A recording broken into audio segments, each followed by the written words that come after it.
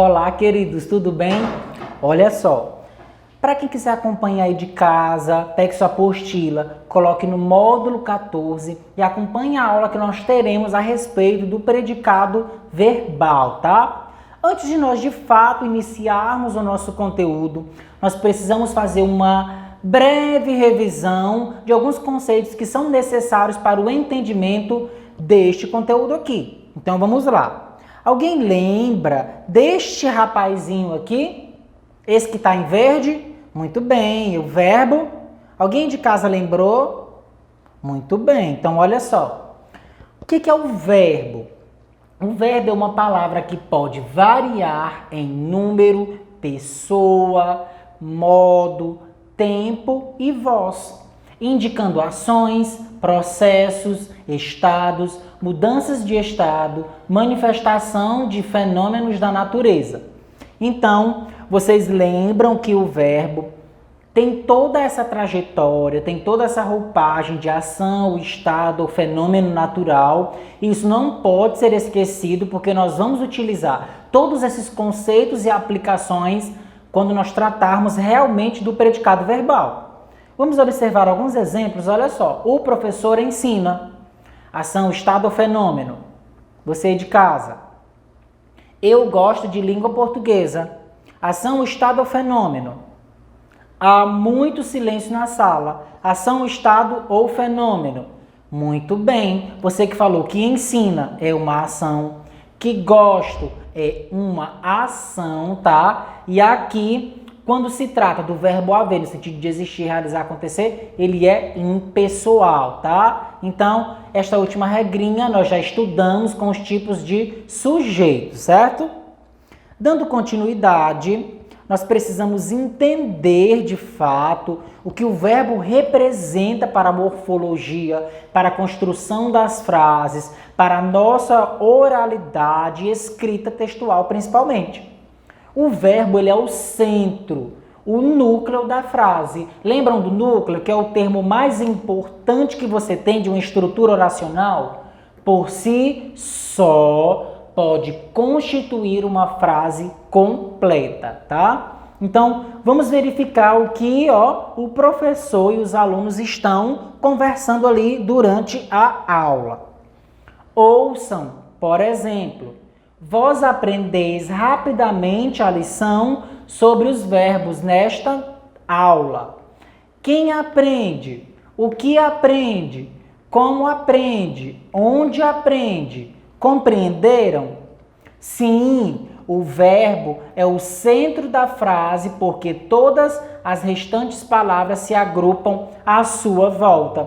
Então, o verbo, ele é o núcleo, ele é um dos termos que, vamos dizer aí, que vão permear toda a frase e vão fazer com que as outras palavras estejam diretamente conectadas a ele. Então, por isso a importância de estudá-lo, de compreendê-lo e de saber flexionar cada verbo, cada voz, cada pessoa do discurso corretamente. Ainda falando sobre verbo, tá? Nós temos aqui o exposto a respeito de locução verbal, tá? Para quem não lembra o que é a locução verbal, é o conjunto de verbos que equivalem a um só. As crianças estão brincando. Tenho dois verbos, mas ele tem valor apenas de um. Se eu for substituir, olha só, o termo estão brincando, o meu raciocínio, a minha linha de pensamento vai estar pautado em cima do verbo brincam. Para a gramática, apesar de a constituição ser de dois verbos, tem valor apenas de um. Então, as crianças estão brincando no parque. Ou simplesmente eu posso dizer, as crianças brincam no parque, tá? Então você vai fazer a escolha aí que você achar pertinente para a sua oralidade ou a sua escrita. Nas locuções verbais, conjuga-se apenas o verbo auxiliar, pois o verbo principal vem sempre numa das formas nominais. Quais são elas? Infinitivo, gerúndio, particípio. Lembrem-se que cada forma dessa tem a sua terminação, tem as suas particularidades no que diz respeito ao uso da língua, tá? Infinitivo, As terminações dos verbos ar, ir. Conseguiram lembrar? Cantar, sorrir, conter, responder, aplicar. Em se tratando de gerúndio, nós temos a sua marca, que no final dos verbos vem NDO, aplicando, respondendo, sorrindo, argumentando. E particípio também tem a sua marca registrada, tá? Ido, ito, ida. E nós temos também a forma do particípio irregular, tá? Partido, tá? Mantido. Tudo isso se encaixa dentro de uma das formas nominais, certo? Os verbos auxiliares de uso mais frequente são ter, haver, ser, estar, ir, poder, dever. Então, todos esses verbos que eu acabei de ler funcionam como auxiliares, tá? Dentro aí da locução verbal, certo? Continuando, quando a locução verbal é formada pelos verbos ter e haver, que são, vamos dizer assim, os mais utilizados, o particípio do verbo principal, temos um tempo composto. Exemplo, o trem já tinha saído ou havia saído da estação.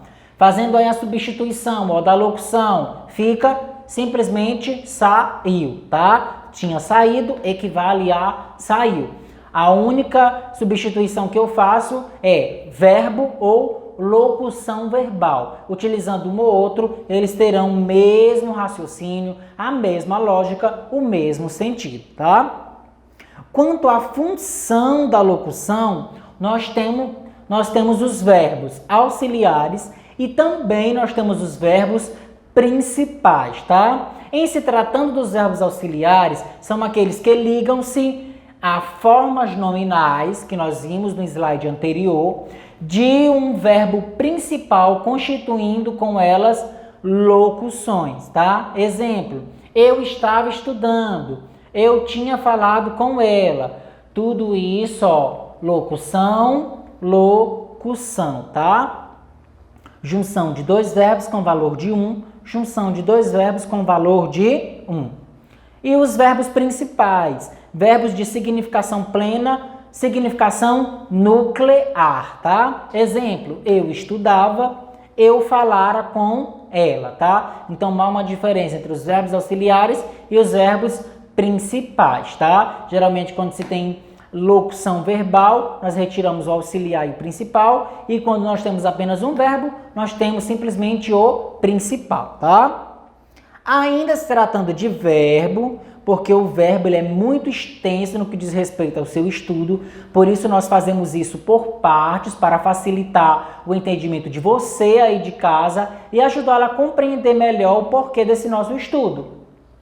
Em se tratando das flexões verbais, os verbos têm as seguintes categorias de flexão: número, singular, plural, tá? Pessoa, primeira pessoa, segunda pessoa, terceira pessoa, isso tanto do singular quanto do plural.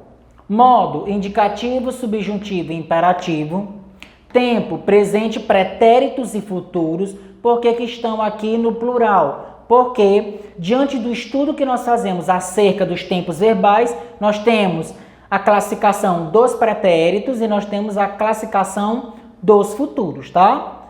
Em se tratando da voz verbal, nós temos voz ativa, voz passiva, voz reflexiva, tá? Primeiramente, em se tratando do número, nós temos duas flexões em se tratando de número, singular, plural, tá? Vendo, singular, venderam, plural. Em se tratando da pessoa, eu tenho primeira pessoa, é aquela que fala. Exemplo, eu falo, nós falamos. Primeira pessoa do singular, primeira pessoa do plural.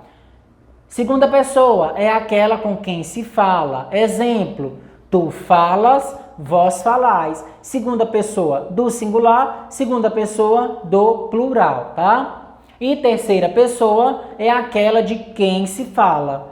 Exemplo, ele fala, eles falam. Terceira pessoa do singular e terceira pessoa do plural, tá? Lembrando que aqui vão girar em torno das pessoas do discurso, os pronomes do caso reto, conforme nós demos aí uma recapitulada nas aulas anteriores. Note que número e pessoa estão interligados. Eu falo primeira pessoa do singular, conectadas. Eles falam terceira pessoa do plural, tá? Então estão conectadas. Em se tratando dos modos, nós temos o modo indicativo, que é aquele fato certo que vai acontecer, expressa certeza, tá? E nós temos aí um exemplo. Ele canta no teatro hoje à noite. Certeza. Ele come frutas. Certeza também. Então, eu estou diante do modo indicativo, tá? Modo subjuntivo. Ele expressa dúvida, expressa algo hipotético e expressa também algo incerto. Pode ou não acontecer. Espero que ele volte cedo. Se me falasse, eu te ajudaria. Então, estamos diante aí de um exemplo do modo subjuntivo. E o modo imperativo é aquele que indica uma ordem, uma proibição, um pedido, um conselho, tá? Uma solicitação, um mando. Pode vir no formato afirmativo, como também pode vir no formato negativo. Exemplo, fique aqui, é uma ordem, só que veio no formato afirmativo. Não entre na sala, é um pedido, mas veio no formato negativo, certo?